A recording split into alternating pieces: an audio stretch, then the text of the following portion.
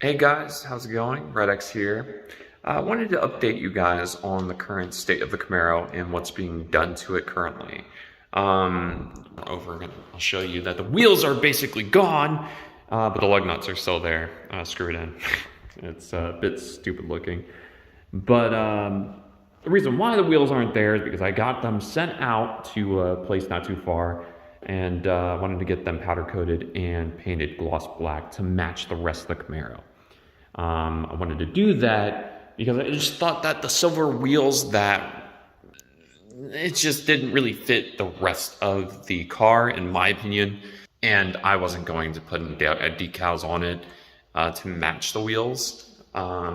So yeah, that's currently what I'm doing. But I also wanted to give wanted to show you guys a little tour of exactly what is behind that wheel, and point out certain parts of it so that you guys are a little bit more familiar with the anatomy of the brake system. So lug nuts are essentially just there to keep your wheel screwed in, obvious enough. This is a brake caliper, and the brake caliper basically squeezes or loosens up depending on how far down you press on the brakes, and runs fluid through these tubes here, and that's what pushes down onto this brake disc. And there's pads in here that press down onto the disc so that it creates friction. That's what slows down your vehicle. And that's usually why you need to keep in mind. You see that my fingers are getting dirty because of all the brake dust. I do need to clean this. You need to keep these in check so that your brake pad isn't completely bare and just viciously scraping, destroying the disc. If you ever wondered why you get so much brake dust, it's due to the stock brake pads that they give you out of factory. I usually suggest getting them replaced by ceramic brake pads. They don't dust as much.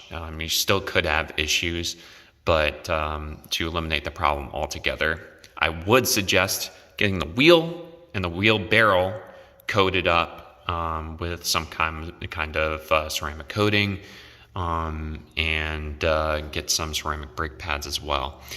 And that'll cut down on your dust significantly. So anyone that's having that issue, that is something I definitely suggest. And you see that these are Brembo brake calipers. I guess there's a significant difference. I really don't know personally.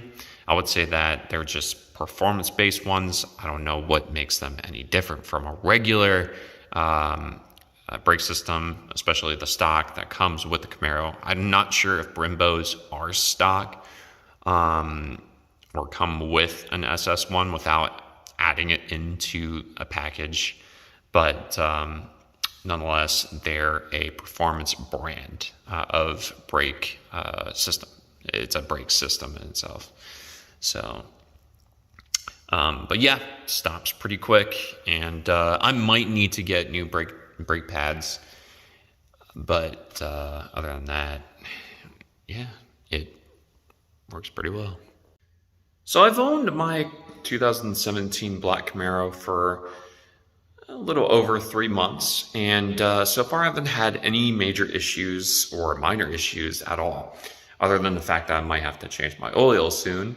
I should do that anyways. Winter's coming around, so really not going to be bringing it out anytime soon. Maybe once or twice, just for the fun of it. Drift around, make some donuts. But I'm not going to do that often. I'm going to try and keep this Camaro at very top physical condition as long as possible. There are a couple things that I think I'm going to do with this car within the next 3 months. One thing that I'm going to change will probably be the headlights. Not the bulbs themselves, but the whole headlight casing and socket. I'm just going to take that one out and put new ones in.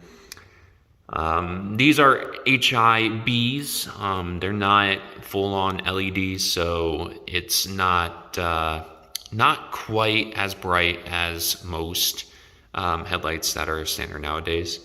But yeah, I'm gonna get some LEDs, and there's one in particular that I found that goes along with, you know, whatever position that you're steering in. Those are usually ideal for whenever you're going around corners or turns. It shines the light on the position that you're going in. So yeah, that'll be pretty cool. I'm also going to eventually get a new whole front end. ZL1 front end is what I'm looking at, or just the grille. Maybe do it one piece at a time, because you probably can't see it here, a little bit, but it looks matte or satin, but it's really not. Whoever owned the vehicle before me, unfortunately, used some kind of extremely acidic cleaner, which took some of the clear war paint off of this grille. So looks a little ugly, but I'm going to get that changed out as well. There's anything else? I'm gonna get some louvers, scoops, and then a louver back here. I'm not gonna go crazy with the design. I'm just gonna make it simple, sharp looking. But it really doesn't matter if you have anything covering these windows. You can't see anything out of them anyways. It's just, it really doesn't give you much advantage at all. And plus I do already have blind spot monitoring too, so I got those areas covered. But it would be nice to get that rear and mirror camera thing that the newer models have, but I don't know if you can really install a new one. I'm sure you could, but couldn't really integrate that with a mirror. But that's fine. Maybe one of these days. But another spoiler, I'm gonna get a, maybe not a ZL1 wing, but a little bit of a bigger one. I feel like this is a bit too tiny, too subtle. Maybe for something like an LT1, it would fit. But with a muscle car like this, especially with all of the other aftermarket parts, I definitely want to make it match. I could keep it there though. If you guys like it, definitely throw a comment down below. But I think I should get something a little bit bigger and taller. Also gonna get new taillights. I'm gonna get some with a sequential turning signal, make it a little fancy, but it'll look pretty cool nonetheless. Match the headlights, and that'll look pretty nice. And I'll probably swap out the stock exhaust, though I'm not really prioritizing that. But it can definitely be a little louder. It could always be a little louder.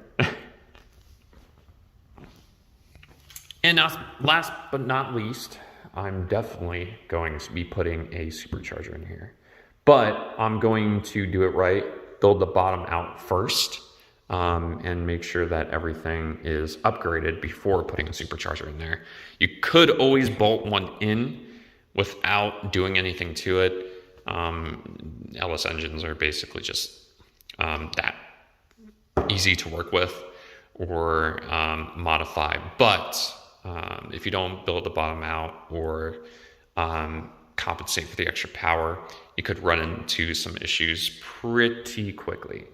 So I don't want to take a gamble. Then I'm just going to do it right, and it's going to have some pretty awesome power. It already does have 450, but I want to crank that up a little bit with a supercharger and a tune. So hell yeah, I'm excited. Can't wait to see what else I can do with this thing.